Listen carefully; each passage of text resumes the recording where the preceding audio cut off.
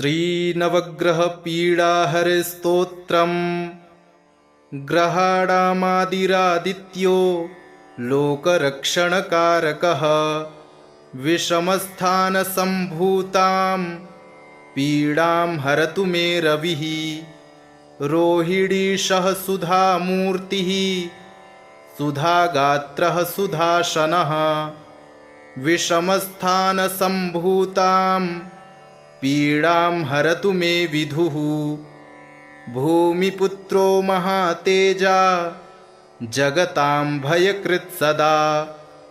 वृष्टिकृद्वृष्टिहर्ता च पीडां हरतु मे कुजः उत्पातरूपो जगतां चन्द्रपुत्रो महाद्युतिः सूर्यप्रियकरो विद्वान् पीडां हरतु मे बुधः देवमन्त्री विशालाक्षः सदा लोकहिते रतः अनेकशिष्यसम्पूर्णः पीडां हरतु मे गुरुः दैत्यमन्त्री गुरुस्तेषां प्राणदश्च महामतिः प्रभुस्ताराग्रहाणां च पीडां हरतु मे भृगुः सूर्यपुत्रो दीर्घदेहो विशालाक्षः शिवप्रियः मन्दचारः प्रसन्नात्मा पीडां हरतु मे शनिः महाशिरा महावक्त्रो दीर्घदंष्ट्रो महाबलः अतनुश्चोर्ध्वकेशश्च पीडां हरतु मे शिखी अनेकरूपवर्णैश्च शतशोथसहस्रशः उत्पातरूपो जगतां पीडां हरतु मे तमः। श्रीनवग्रहस्तोत्रम् जपाकुसुमसङ्काशं काश्यपेयं महाद्युतिं तमोरिं सर्वपापघ्नं प्रणतोऽस्मि दिवाकरं दधिशङ्खतुषाराभं क्षीरोदार्णवसम्भवं नमामि शशिनं सोमं शम्भोर्मुकुटभूषणं धरणीगर्भसम्भूतं विद्युत्कान्तिसमप्रभं कुमारं शक्तिहस्तं तं मङ्गलं प्रणमाम्यहं प्रियङ्गुकलिकाश्यामं रूपेणाप्रतिमं बुधं सौम्यं सौम्यगुणोपेतं तं बुधं प्रणमाम्यहं देवानां च ऋषीणां च गुरुं काञ्चनसन्निभं बुद्धिभूतं त्रिलोकेशं तं नमामि बृहस्पतिं हिमकुन्दमृडालाभं दैत्यानां परमं गुरुं सर्वशास्त्रप्रवक्तारं भार्गवं प्रणमाम्यहं नीलाञ्जनसमाभासं रविपुत्रं यमाग्रजं छायामार्तण्डसम्भूतं तं नमामि शनैश्चरम् अर्धकायं महावीर्यं चन्द्रादित्यविमर्दनं सिंहिकागर्भसम्भूतं तं राहुं प्रणमाम्यहं पलाशपुष्पसङ्काशं तारकाग्रहमस्तकं रौद्रं रौद्रात्मकं घोरं तं केतुं प्रणमाम्यहम् इति व्यासमुखोद्गीतं यः पठेत् सुसमाहितः दिवा वा यदि वा रात्रौ विघ्नशान्तिर्भविष्यति नरनारी नृपाणां च भवेद्दुःस्वप्ननाशनम् ऐश्वर्यमतुलं तेषां मारोग्यं पुष्टिवर्धनं ग्रहनक्षत्रजाः पीडास्तस्कराग्निसमुद्भवाः ताः सर्वाः प्रशमं यान्ति व्यासो ब्रूते न संशयः। ग्रहाणामादिरादित्यो लोकरक्षणकारकः विषमस्थानसम्भूतां पीडां हरतु मे रविः। रोहिणीशः सुधामूर्तिः सुधागात्रः सुधाशनः विषमस्थानसम्भूतां पीडां हरतु मे विधुः। भूमिपुत्रो महातेजा जगतां भयकृत् सदा वृष्टिकृद्वृष्टिहर्ता च पीडां हरतु मे कुजः। उत्पातरूपो जगतां चन्द्रपुत्रो महाद्युतिः सूर्यप्रियकरो विद्वान् पीडां हरतु मे बुधः। देवमन्त्री विशालाक्षः सदा लोकहिते रतः अनेकशिष्यसम्पूर्णः पीडां हरतु मे गुरुः। दैत्यमन्त्री गुरुस्तेषां प्राणदश्च महामतिः प्रभुस्ताराग्रहाणां च पीडां हरतु मे भृगुः। सूर्यपुत्रो दीर्घदेहो विशालाक्षः शिवप्रियः मन्दचारः प्रसन्नात्मा पीडां हरतु मे शनिः। महाशिरा महावक्त्रो दीर्घदंष्ट्रो महाबलः अतनुश्चोर्ध्वकेशश्च पीडां हरतु मे शिखी। अनेकरूपवर्णैश्च शतशोथसहस्रशः उत्पातरूपो जगतां पीडां हरतु मे तमः। जपाकुसुमसङ्काशं काश्यपेयं महाद्युतिं तमोरिं सर्वपापघ्नं प्रणतोऽस्मि दिवाकरं। दधिशङ्खतुषाराभं क्षीरोदार्णवसम्भवं नमामि शशिनं सोमं शम्भोर्मुकुटभूषणं। धरणीगर्भसम्भूतं विद्युत्कान्तिसमप्रभं कुमारं शक्तिहस्तं तं मङ्गलं प्रणमाम्यहम्। प्रियङ्गुकलिकाश्यामं रूपेणाप्रतिमं बुधं सौम्यं सौम्यगुणोपेतं तं बुधं प्रणमाम्यहम्। देवानां च ऋषीणां च गुरुं काञ्चनसन्निभं बुद्धिभूतं त्रिलोकेशं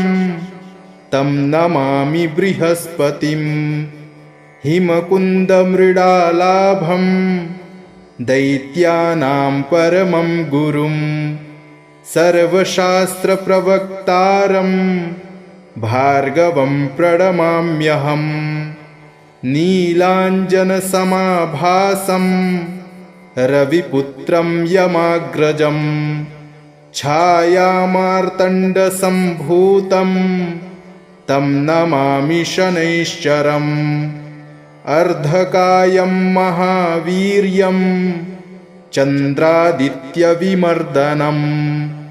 सिंहिकागर्भसम्भूतं तं राहुं प्रणमाम्यहम्। पलाशपुष्पसङ्काशं तारकाग्रहमस्तकं रौद्रं रौद्रात्मकं घोरं तं केतुं प्रणमाम्यहम्। इति व्यासमुखोद्गीतं यः पठेत् सुसमाहितः दिवा वा यदि वा रात्रौ विघ्नशान्तिर्भविष्यति। नरनारी नृपाणां च भवेद्दुःस्वप्ननाशनम्। ऐश्वर्यमतुलं तेषामारोग्यं पुष्टिवर्धनम् ग्रहनक्षत्रजाः पीडास्तस्कराग्निसमुद्भवाः ताः सर्वाः प्रशमं यान्ति व्यासो ब्रूते न संशयः ग्रहाणामादिरादित्यो लोकरक्षणकारकः विषमस्थानसम्भूतां पीडां हरतु मे रविः रोहिणीशः सुधामूर्तिः सुधागात्रः सुधाशनः विषमस्थानसम्भूतां पीडां हरतु मे विधुः भूमिपुत्रो महातेजा जगतां भयकृत् सदा वृष्टिकृद्वृष्टिहर्ता च पीडां हरतु मे कुजः उत्पातरूपो जगतां चन्द्रपुत्रो महाद्युतिः सूर्यप्रियकरो विद्वान् पीडां हरतु मे बुधः देवमन्त्री विशालाक्षः सदा लोकहिते रतः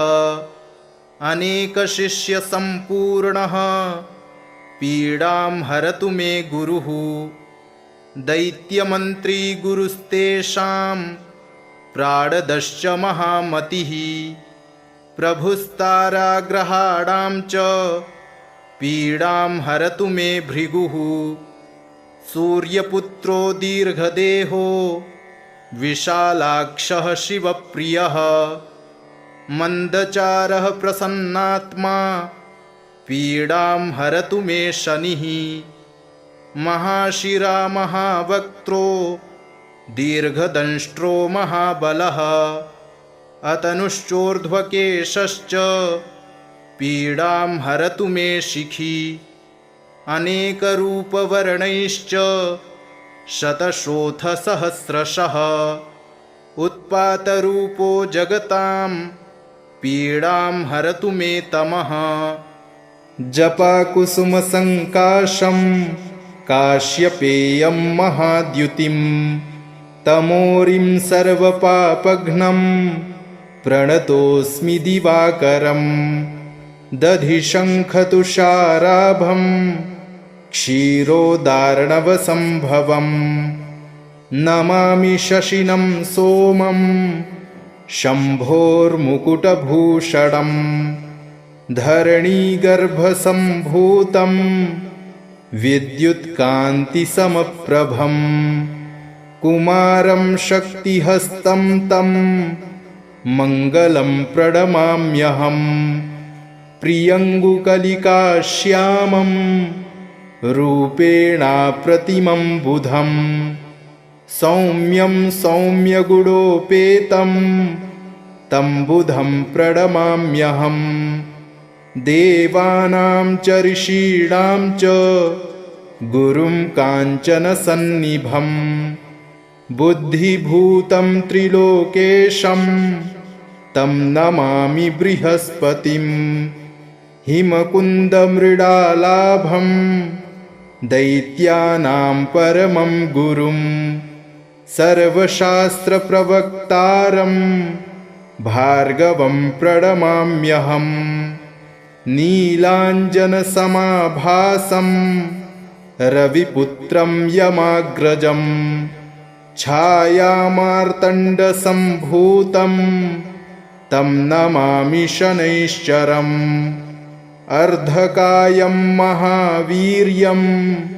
चन्द्रादित्यविमर्दनं सिंहिकागर्भसम्भूतं तं राहुं प्रणमाम्यहम् पलाशपुष्पसङ्काशं तारकाग्रहमस्तकं रौद्रं रौद्रात्मकं घोरं तं केतुं प्रणमाम्यहम् इति व्यासमुखोद्गीतं यः पठेत् सुसमाहितः दिवा वा यदि वा रात्रौ विघ्नशान्तिर्भविष्यति। नरनारी नृपाणां च भवेद्दुःस्वप्ननाशनम् ऐश्वर्यमतुलं तेषामारोग्यं पुष्टिवर्धनम् ग्रहनक्षत्रजाः पीडास्तस्कराग्निसमुद्भवाः ताः सर्वाः प्रशमं यान्ति व्यासो ब्रूते न संशयः ग्रहाणामादिरादित्यो लोकरक्षणकारकः विषमस्थानसम्भूतां पीडां हरतु मे रविः रोहिणीशः सुधामूर्तिः सुधागात्रः सुधाशनः विषमस्थानसम्भूतां पीडां हरतु मे विधुः भूमिपुत्रो महातेजा जगतां भयकृत् सदा वृष्टिकृद्वृष्टिहर्ता च पीडां हरतु मे कुजः उत्पातरूपो जगतां चन्द्रपुत्रो महाद्युतिः सूर्यप्रियकरो विद्वान् पीडां हरतु मे बुधः देवमन्त्री विशालाक्षः सदा लोकहिते रतः अनेकशिष्यसम्पूर्णः पीडां हरतु मे गुरुः दैत्यमन्त्री गुरुस्तेषां प्राणदश्च महामतिः प्रभुस्ताराग्रहाणां च पीडां हरतु मे भृगुः सूर्यपुत्रो दीर्घदेहो विशालाक्षः शिवप्रियः मन्दचारः प्रसन्नात्मा पीडां हरतु मे शनिः महाशिरा महावक्त्रो दीर्घदंष्ट्रो महाबलः अतनुश्चोर्ध्वकेशश्च पीडां हरतु मे शिखी अनेकरूपवर्णैश्च शतशोथसहस्रशः उत्पातरूपो जगतां पीडां हरतु मे तमः जपाकुसुमसङ्काशं काश्यपेयं महाद्युतिं तमोरिं सर्वपापघ्नं प्रणतोऽस्मि दिवाकरम् दधिशङ्खतुषाराभं क्षीरोदार्णवसम्भवम् नमामि शशिनं सोमं शम्भोर्मुकुटभूषणं धरणीगर्भसम्भूतं विद्युत्कान्तिसमप्रभं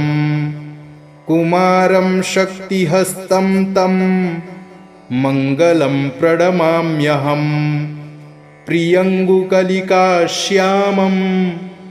रूपेणाप्रतिमं बुधं सौम्यं सौम्यगुणोपेतं तं बुधं प्रणमाम्यहम्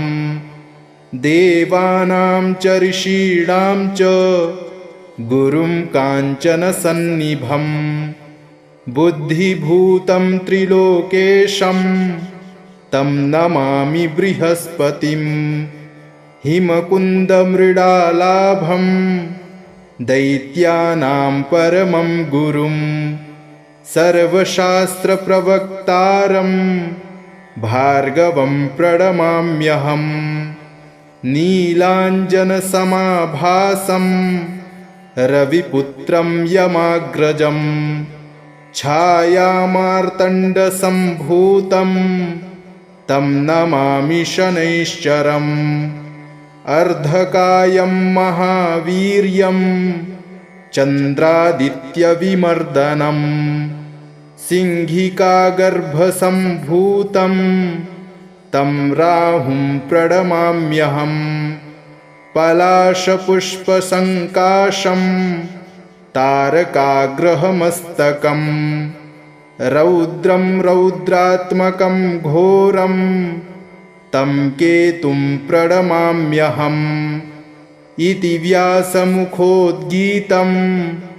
यः पठेत् सुसमाहितः दिवा वा यदि वा रात्रौ विघ्नशान्तिर्भविष्यति नरनारी नृपाणां च भवेद्दुःस्वप्ननाशनम् ऐश्वर्यमतुलं तेषामारोग्यं पुष्टिवर्धनम्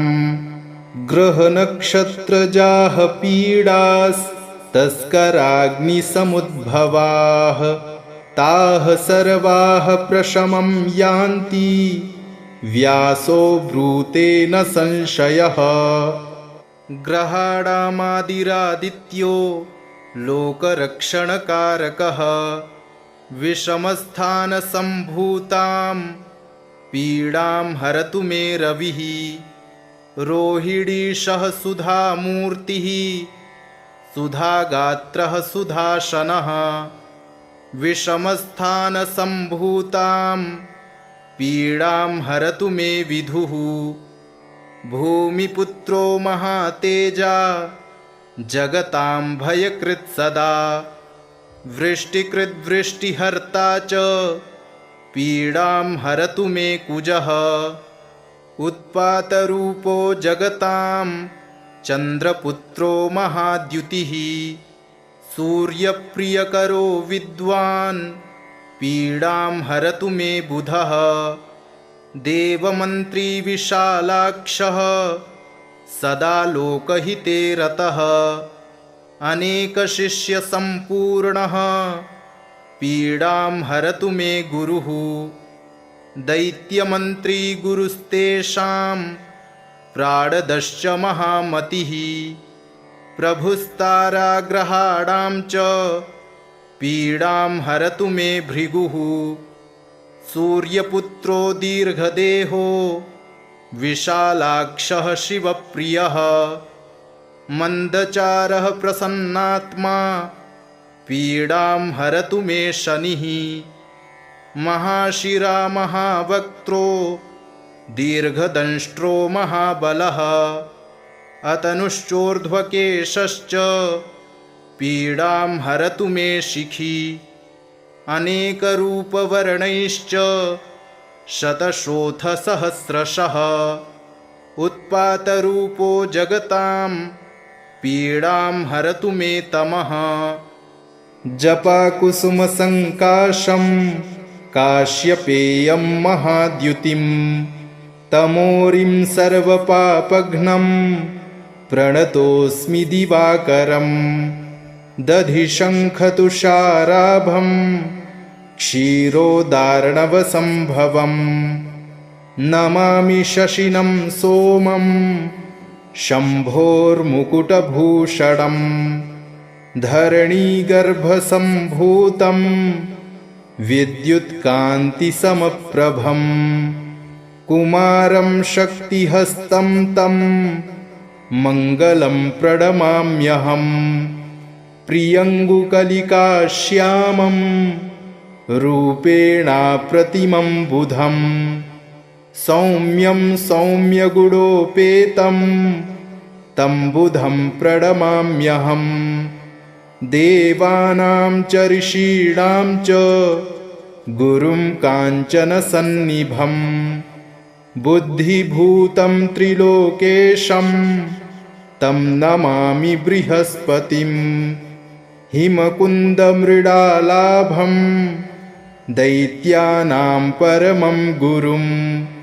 सर्वशास्त्रप्रवक्तारं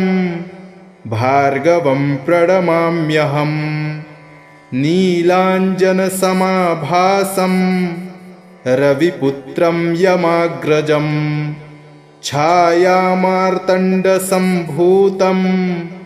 तं नमामि शनैश्चरम् अर्धकायं महावीर्यं चन्द्रादित्यविमर्दनं सिंहिकागर्भसम्भूतं तं राहुं प्रणमाम्यहम् पलाशपुष्पसङ्काशं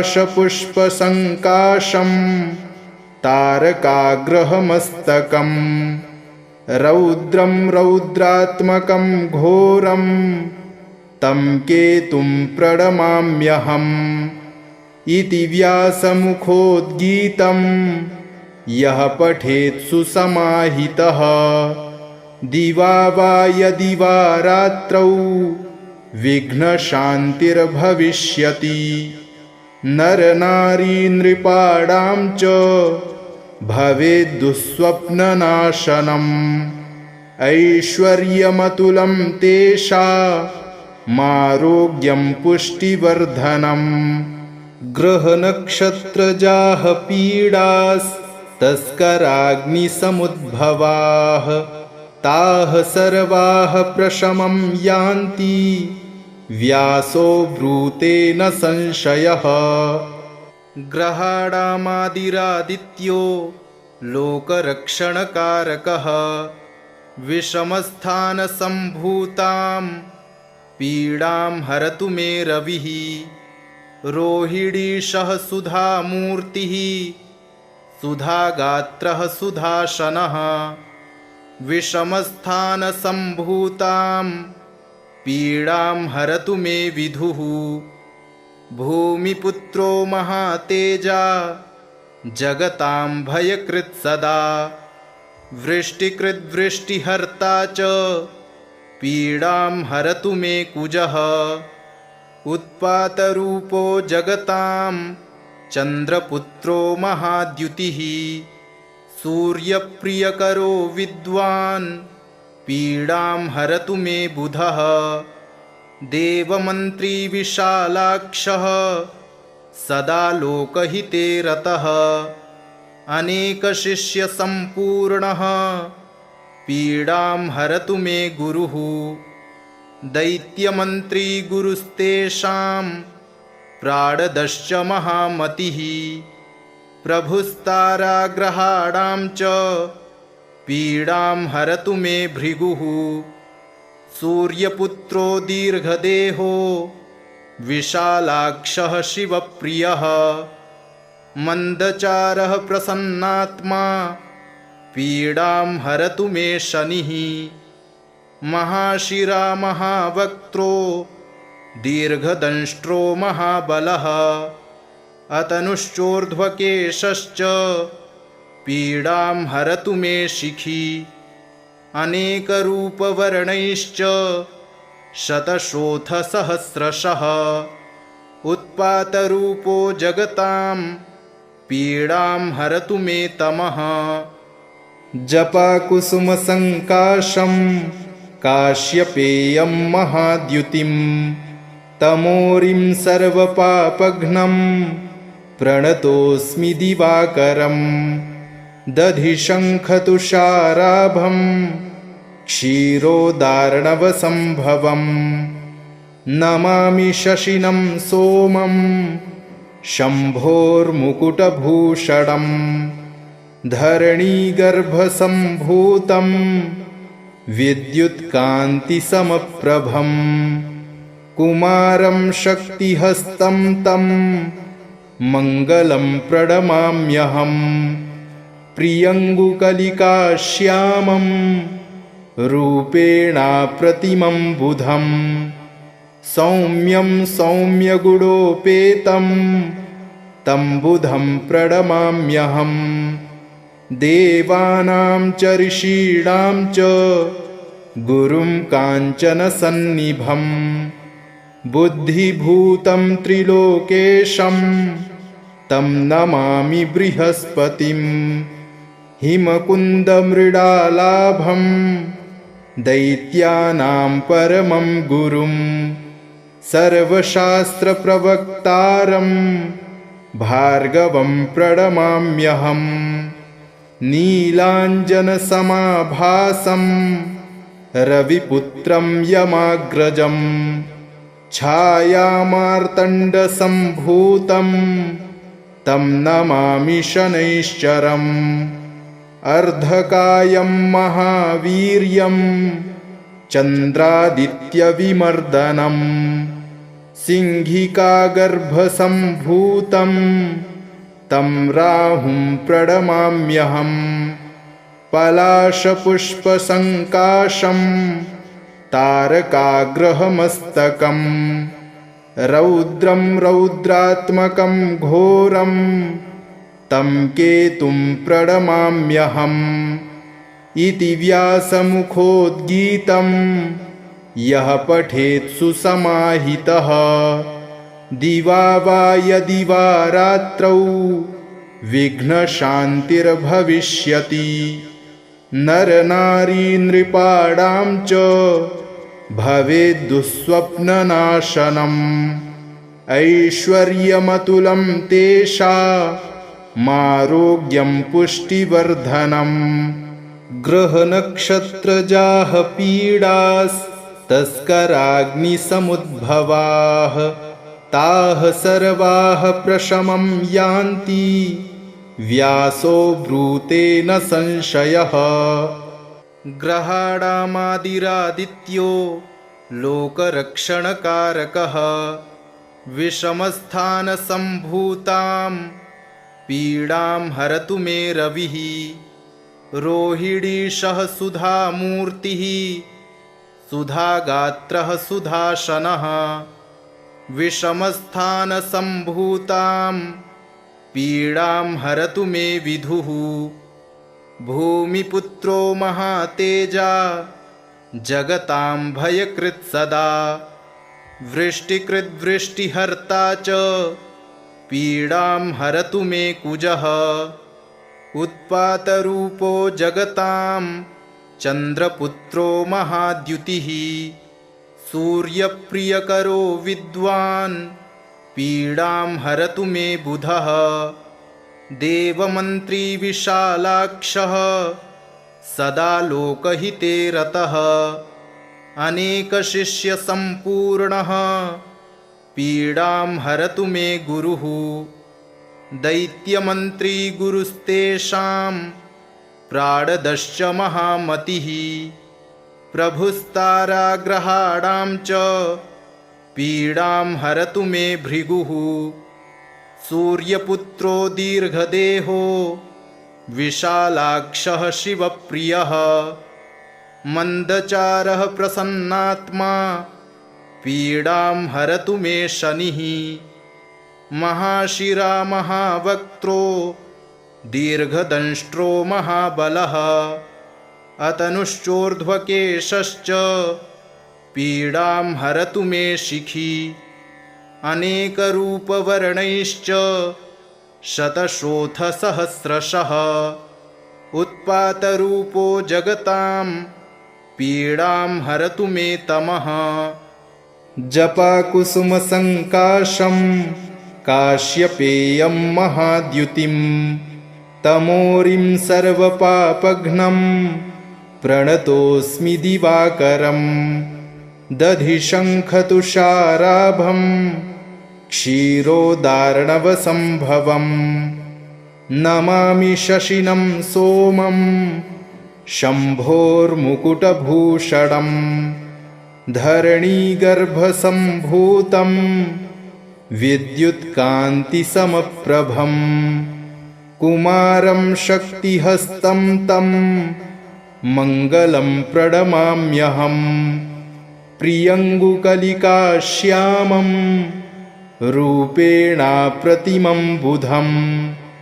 सौम्यं सौम्यगुणोपेतं तं बुधं प्रणमाम्यहम् देवानां च ऋषीणां च गुरुं काञ्चनसन्निभं बुद्धिभूतं त्रिलोकेशं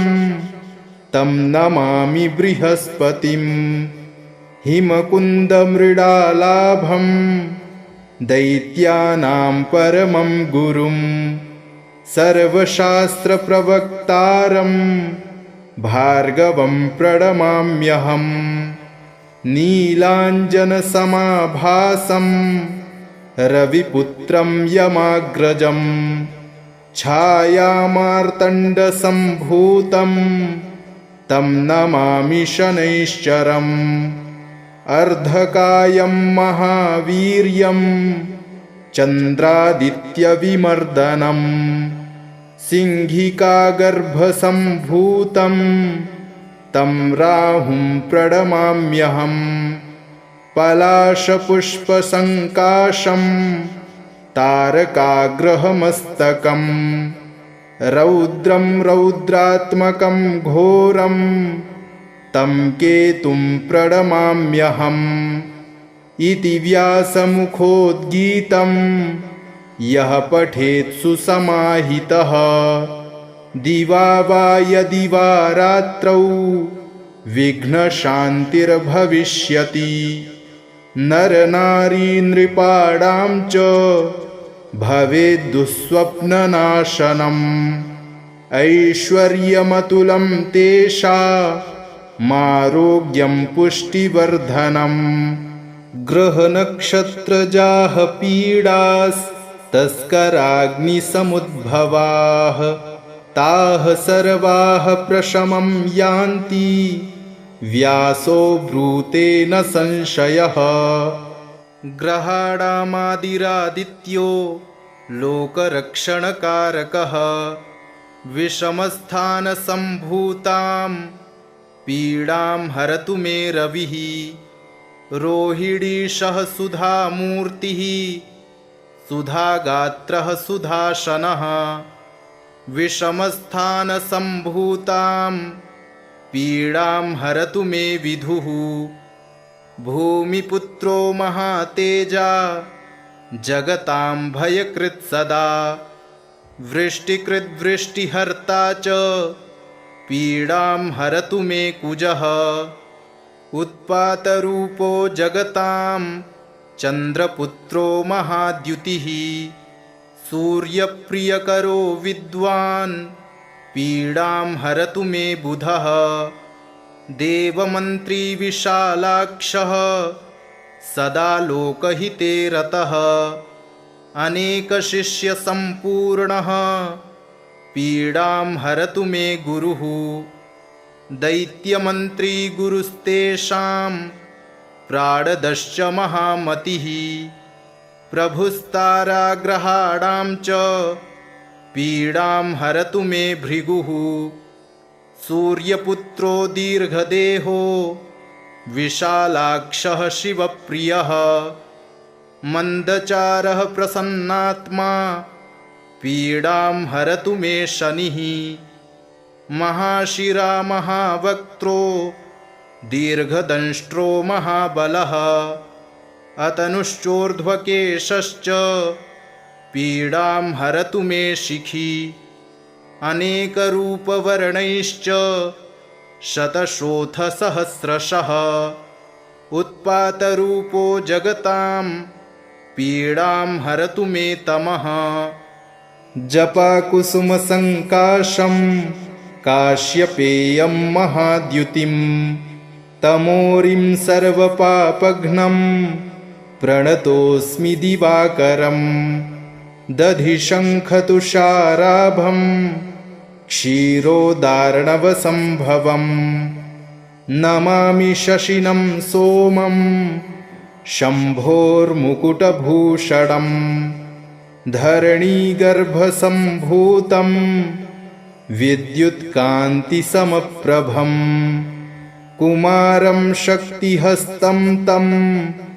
मङ्गलं प्रणमाम्यहम् प्रियङ्गुकलिकाश्यामं रूपेणाप्रतिमं बुधं सौम्यं सौम्यगुणोपेतं तं बुधं प्रणमाम्यहम् देवानां च ऋषीणां च गुरुं काञ्चनसन्निभं बुद्धिभूतं त्रिलोकेशं तं नमामि बृहस्पतिं हिमकुन्दमृडालाभं दैत्यानां परमं गुरुं सर्वशास्त्रप्रवक्तारं